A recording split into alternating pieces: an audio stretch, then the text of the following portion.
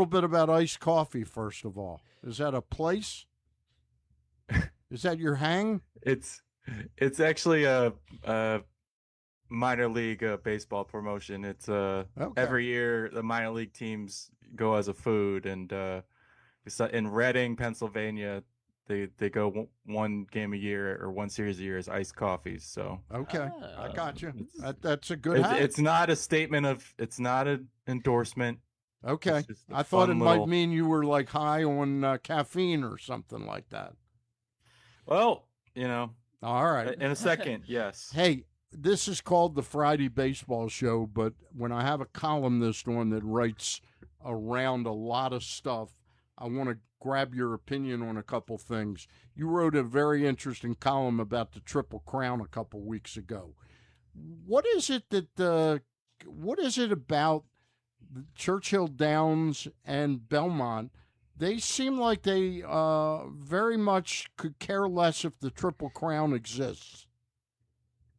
Yeah, I mean, I think there is at least my impression based on my reporting Yeah. that I did for that column is I think there's a lot of short-term thinking going on around in horse racing and maybe some pettiness. And I think the biggest conflict right now is between um, Churchill Downs and Preakness, because Churchill Downs at one time was thinking, "Hey, we're about to own this Yeah. license and IP." They were about to pay what $85 million for it, and Maryland did what I think, given the circumstances, was the right thing. They swept in. They bought their own IP rights. They're saying, "Hey, we're not going to pay rent on our own race to Churchill Downs for perpetuity." Yep. And so now Maryland owns the Preakness fully, and Churchill Downs kind of felt like they got their toy stolen out from underneath them. They're acting very Trumpian, in my opinion. But yeah, I think my impression was of the announcement of their series. I talked to somebody who said this was cockamamie. It was Yeah. a cockamamie announcement. And I was kind of looking at is Maryland just behind the eight ball here, and the feedback I got was no, they're doing what's best for Maryland. Yes. They bought their own IP. They're changing the date because it's beneficial for them relative to the Derby. It puts some pressure on Belmont, and Belmont and Preakness have different TV partners, so they can't, It's really work together as well. you know what the real story here is, Kyle, and I'm not saying you missed it, you're aware of it. The real story is that racing doesn't have a Roger Goodell or a Rob Manfred or David Bettman, Gary Bettman. I'm sorry. There's nobody running the actual show called horse racing in the Right. United States. And part of the reason for that is all the states have different laws, all the states have different gambling laws. Yep. And by necessity, they can't have one commissioner, but that creates a lot of tribalism. And there's not really anybody looking out for the good of horse racing. And I had people talk to me about, what does Churchill Downs do if horse racing dies in Maryland? There's a lot of breeders in Maryland. Yeah. There's a lot of, horse racing fans in Maryland. Some of the biggest horse sales are in Maryland. And it's really, I really use the term short-term thinking in so many ways, because it's really best for Churchill Downs and it's best for all of these parties if racing finds a bigger audience, works together, sort of says, "Hey, like we're going to figure out the Triple Crown calendar so it works for all three of us." Yep. And that just is not happening on the level it needs to happen, including Maryland's part in it. But Maryland is playing defense right now, and I honestly don't blame them for what they've done. And a lot of people I talk to, even the people who would not have been on the side of Maryland moving the calendar dates, said, you know what, it's probably in their best interests, and that's what's happening right now. It smacks of a little bit of Lake Ontario. I'm wondering if the Churchill Downs and Belmont intend to change the name of the Triple Crown to the Double Crown. Ugh, I don't think so. I mean, and again, people I talk to, that they announced a $5 million racing series, right? So there's Yeah. six races in this racing series that does not include the Preakness. Yep. But the 5 million is the total pool money. Right. And so you can make more than that by racing in the Triple Crown Yeah. than you can racing across six races, some of which are Triple Crown races. So I still think that a lot of people told me they felt like the series had a good chance of just kind of falling apart and crumbling right Yeah. after the announcement. And people will still go to races like the Haskell in Pennsylvania and uh, the one in Monmouth or Haskell's in New Jersey, sorry, Right. and Haskell's in New Jersey. the one in Pennsylvania as well. Yeah. So it's kind of, they were sort of like, hey, by the way, we're doing our own thing, and a lot of horse racing was like, what? So I don't know if it's going to be as effective as Churchill and Belmont hoped. Okay. Want to move on before we talk baseball to the Ravens. What are your initial impressions of the Jesse Minter era? It seems like he's gotten a lot more visceral buy-in by his players. I I think that's probably true. I also think, change breeds some renewed energy. Yeah. And I think it's important. I mean, I was watching the latest Ravens Wired last night, and Zay Flowers saying, "Oh, thank God we got Declan Doyle. Thank God we found him." But I just think there's an element of, they made a run for 3 years with Todd Monken, and John Harbaugh was John Harbaugh, and I think just I think there's naturally just an air of this is refreshing. I really think it's going to come down to, you know, week one, how does it look? Yeah.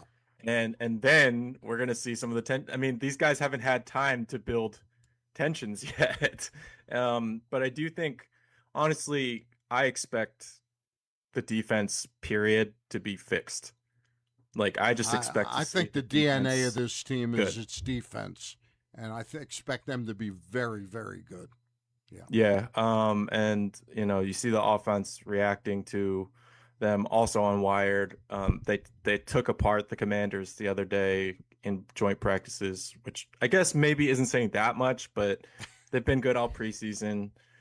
As long as Kyle Hamilton's healthy, if Nnamdi Madubuike can give, honestly, like 50% to this defense, I think they're going to be really good. I think they're going to be a top 5 NFL defense. Add Trey Hendrickson into that. I mean, yeah, that's definitely the team that was. Were they last in sacks last year, or they were 30th or something? Yeah, it was crazy Yeah. because they like, for 2 years running, I had written at the trade deadline they need to trade for a sack guy, and then they would finish 1 in sacks and then 2 in sacks. I'm like, and so year 3, I'm like, I feel like the boy who cried wolf. Like, I feel like I can't write the same. And then that's when it all fell apart. Yeah. When Nnamdi got hurt. Yep. He was holding it together. I want to ask you about Tyler Loop. I mean, how I every time I think I saw Jeff Zrebiec talking about it, and he was like, he's not having a terrible preseason by normal terms, but he's got such a magnifying glass on him, and I'm definitely one of those people as well that's going to be overly critical because of how the season ended. I just can't believe they didn't bring in competition. Oh, I'm furious about it. I wrote one column in June saying they got to bring in a guy. They didn't do it. I just think this is what they did last year. They're like, oh, we're gonna like give the guy confidence, and we're gonna say that the organization's behind him. A lot of good that did. Yeah, we did that once already. Like, make him win the job. Make him, and most of his misses. He's had 3 misses this preseason. in stadium situations. He missed 2 at the University of Maryland. Yep. He missed 1 in the first preseason game against the Eagles. Like, isn't anyone like, I know he was like 40 for 40 going into that Eagles game, but isn't anybody worried that he seems to miss when he's in the stadium? Like, I honestly feel like I'm going crazy. Is that important to miss it when you're in a stadium? I just think like there's a potential that this guy is like the greatest practice kicker of all time, but when he faces real world substance, live bullets, like, right? I've never seen him kick. Seriously, I've never seen him kick anything beyond a 53-yarder. Yeah, I mean, there's never a chance you're going to kick a 56, 57 at this point in his career. He might. Yeah, I mean, he practiced a 60 in the Commanders practice, and he missed it wide right. Yeah. But like, it's just like I feel like we're doing the same thing. Yeah, like yeah. I feel like we're doing the same thing over. Okay. All right. Let's move on to the Orioles. You've had a chance to watch Craig Albernaz longer than you have Jesse Minter. What are your impressions of the skipper of the Orioles? You know, it's interesting. And don't sugarcoat it. Listen, Kyle. I have to start with, I thought the other day what his interaction with my colleague Andy Koska was ridiculous. Was bush league, to be honest. Yeah. And you know, he's had a few of those this year. And I would like to see, if he's coming back next year, I would like to see him mature at the press conference podium. And I know he's a wisecracker. I kind of enjoyed that in spring training. Yeah. But there's a difference between being a wisecracker and just being, just unprofessional. Yep. And I think Craig needs to find that line. But beyond that, I mean, I honestly, I haven't been quite as critical of him personally for the team's fundamental issues, because I kind of feel like, he comes in for training camp. He's inheriting a new roster. You give him time to imprint his system, is my feeling. But they're, overall improving defensively. I think it's fair to say. I would like to see a little more fire, line up more consistently. Obviously, that St. Louis series, showed a lot. But it's just been kind of hit or miss. I know people wanted him to get thrown out when Pete didn't have had the home run that wasn't a home run or whatever. Yeah, but it's kind of hard to get thrown out when you have video review in New York. Like, what are you gonna do? Call up New York and get thrown out by on a phone call? So I think that was a little bit overblown. But there are definitely, and he's been really good at subbing in pinch hitting. I thought Tyler O'Neill was dead in the water for most of the year, and Craig didn't, and he made Tyler O'Neill a useful player. So I think there's been some good, some bad. I think he has to grow. I mean, he's been used to that bench coach role where he's kind of behind the scenes and he can be a bit more of a wisecracker. And I think that's somewhat refreshing, but he's got to be the leader. He's got to be a source of maturity in the clubhouse. I agree with you on the little dust up, and I'll call it a mini dust up but trying to show up Andy when it's not the first time either. It's not the first time he's done that. And Pete hasn't played first base since then. So it's it's you don't need to take it out on the reporter. He's just there to ask what everyone's wondering. Right, exactly. Let me ask you a question though. Above and beyond all that, do you find his press conferences interesting, informative? I basically stopped sort of going to them, partly because of my hip surgery, but I don't really find anything out at those things that I don't know already. His post-game pressers are recitations of the game sprinkled in with an awful lot of nicknames for players. Wolfie, Bassie, Narvi, kind of a Boston thing, right? For Jackson Holiday. I mean, seriously, do you find his information that he's imparting on us very interesting? Um, listen, I got along with Brandon Hyde. Okay, Yeah, I just thought Brandon was could be, let's just say, not charismatic up there. yeah, Um, yeah. I'm more interested in hearing from Craig than I was Brandon. Okay. And I'm more likely to watch the road press conferences on TV. Um, he's guarded about health stuff. I think it's no surprise that he kind of snipped at Andy for a health question. Yeah. Um, but other things, I think you kind of got to read between the lines a little bit Okay. on some of the things. I mean, there's a whole blow up that we don't talk about anymore, but like he kind of called out Samuel Basayo Yeah. in the middle of the season. And I'm not saying that was good managing, but it was interesting. It was very I interesting. noticed it was interesting the other day. I forget whether it was Basayo's home run, but it was something. He got a big hit, and I watched him when he came in the dugout. He really sort of intentionally did not interact with Craig Albernaz. I can't speak to that. Yeah. Okay. Um, Go ahead. How about all right, so we're gonna see the rosters expand here in a couple days, Kyle. I feel like Luis Vasquez probably isn't here for the long haul. I mean, Joel Pozo hasn't played in 10 days. But he's a good cheerleader. Yeah, he is a good cheerleader. And now O'Neal's on the IL. So, are we gonna see Bradfield and Kerstad, or one or the other, or neither? Like when are we gonna start seeing some of these younger guys get an opportunity? Yeah, Kerstad, Or get an answer, I guess. Yeah. Kerstad, man, I feel He's for like that guy. He's like the Tyler Loop. He was drafted by Mike Elias. Yeah, well, it's just he's kind of been he's been in purgatory this year Yeah. in AAA. I mean, I guess I would like to see him. I would definitely like to see Bradfield make his debut, as long as he's healthy. Yeah. Povich isn't on the roster, right? It's like, Not I yet. mean, Not yet. I mean, I'd like to see Cade back. I think Cade's done a lot of, like, he's had some good, some bad this year, but like he's done a lot of promising stuff. Like Yeah. if Bassett didn't come back, having Cade wouldn't have been so bad, I thought.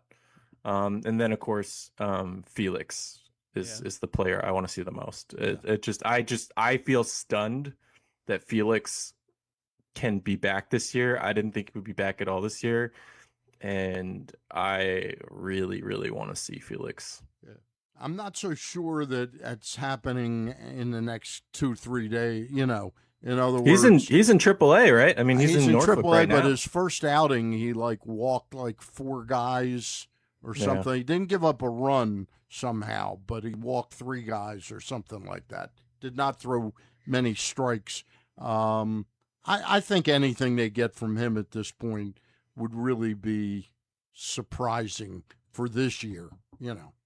We'll see. Yeah, well, they might get more from him than Helsley at this point. I don't know what happened with Helsley. That just went south. No, that went south in a hurry. Kyle, we really appreciate you joining us. You're doing a super job covering stuff, and I mean that. You take on some tough topics that others aren't in town. Are you working on anything right now, Kyle, that you want to plug? I'm not sure if it's up yet, but I've done a story on you guys remember Sean Merriman, a little guy named Sean Merriman, Yeah, Lights Out. Sean Merriman, yeah. Little guy. Actually, I met him at a Maryland game last year. Oh my God, his hand was probably bigger than my skull. He is a ginormous. Ugh. Well, guess what? He has a kid. And his kid, of all the unlikely positions for his kid to play, his kid plays quarterback. Wow. And he's playing for St. Francis, and they start the season tonight. He's a sophomore. He was a freshman All-American last year. This is his first start for St. Francis in Baltimore. You going to be there? You're going to be there tonight? I am not. They're going to be in Florida. Okay. But I talked with Justin. He's a great kid. And one of the details I liked from the story, I was like, he's only 16, so he's barely, he didn't remember any of his dad's career. Right. But he watches the tape, and I was like, do you watch dad's tape? He's like, yeah, sometimes I'm like watching it and I'm thinking, how do I avoid a person like that? That's good. Good stuff. And I said, hey, what was your dad? Does your dad like think you shouldn't play quarterback? What does he think? He's like, yeah, he thinks I should gain some weight and put my hand in the dirt. So, Are you going to be at it's a fun story. Will you be at the Raven game tonight? I sure will, Stan. Okay. All right. Enjoy yourself. Thank you for coming on. And I mean right, that. thank you really guys. do. No, nice job. it's always my pleasure. Thank you so much. All right. Thanks, Kyle. Kyle Goon of thebanner.com does a fine job covering sports in town.